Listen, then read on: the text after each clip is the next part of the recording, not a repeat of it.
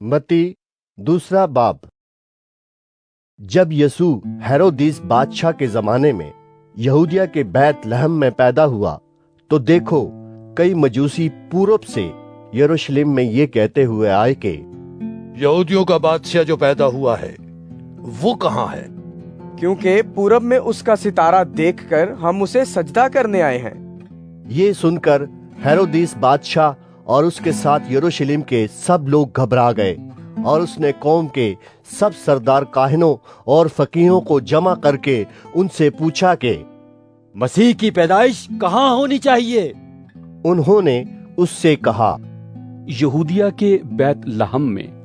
क्योंकि नबी की मार्फत यूं लिखा गया है कि ऐ बैत लहम, यहूदा के इलाके, तू यहूदा के हाकिमों में हरगिज सबसे छोटा नहीं, क्योंकि तुझ में से एक सरदार निकलेगा जो मेरी उम्मत इस्राएल की गल्लाबानी करेगा। इस पर हेरोदिस ने मजूसियों को चुपके से बुलाकर उनसे तहकीक की कि वो सितारा किस वक्त दिखाई दिया था, और ये कहकर उन्हें बैत लहम को भेजा कि जाकर उस बच्चे की बाबत ठीक ठीक दरियाफ्त करो, और जब वो मिले तो मुझे खबर दो, ताकि मैं भी आकर उसे सजदा करूं। वो बादशाह की बात सुनकर रवाना हुए, और देखो जो सितारा उन्होंने पूरब में देखा था वो उनके आगे आगे चला, यहाँ तक कि उस जगह के ऊपर जाकर ठहर गया जहाँ वो बच्चा था। वो सितारे को देखकर निहायत खुश हुए, और उस घर में पहुंचकर बच्चे को उसकी माँ मरियम के पास देखा, और उसके आगे गिरकर सजदा किया, और अपने डिब्बे खोलकर सोना और लुबान और मुर उसको नजर किया। और हेरोदिस के पास फिर न जाने की हिदायत ख्वाब में पाकर दूसरी राह से अपने मुल्क को रवाना हुए। जब वो रवाना हो गए तो देखो खुदावंद के फरिश्ते ने यूसुफ को ख्वाब में दिखाई देकर कहा, उठ, बच्चे और उसकी माँ को साथ लेकर मिस्र को भाग जा, और जब तक मैं तुझसे ना कहूं वहीं रहना, क्योंकि हेरोदिस इस बच्चे को तलाश करने को है ताकि इसे हलाक करे। बस वो उठा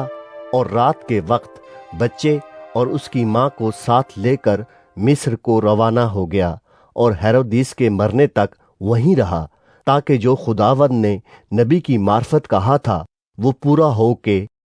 मिस्र में से मैंने अपने बेटे को बुलाया।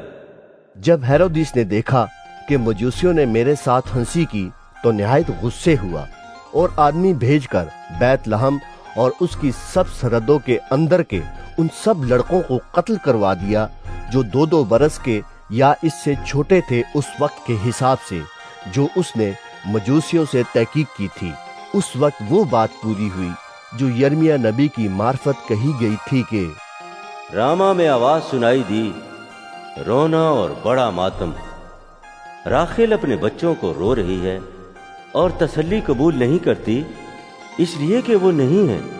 जब हेरोदिस मर गया तो देखो खुदावंद के फरिश्ते ने मिस्र में यूसुफ को ख्वाब में दिखाई देकर कहा कि उठ, इस बच्चे और इसकी माँ को लेकर इस्राएल के मुल्क में चला जा, क्योंकि जो बच्चे की जान के ख्वाहा थे वो मर गए। बस वो उठा और बच्चे और उसकी माँ को साथ लेकर इस्राएल के मुल्क में आ गया। मगर जब सुना कि अरखलाउस अपने बाप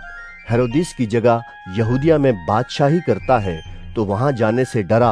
और ख्वाब में हिदायत पाकर गलील के इलाके को रवाना हो गया, और नासरत नाम एक शहर में जा बसा, ताकि जो नबियों की मार्फत कहा गया था वो पूरा हो के वो नासरी कहलाएगा।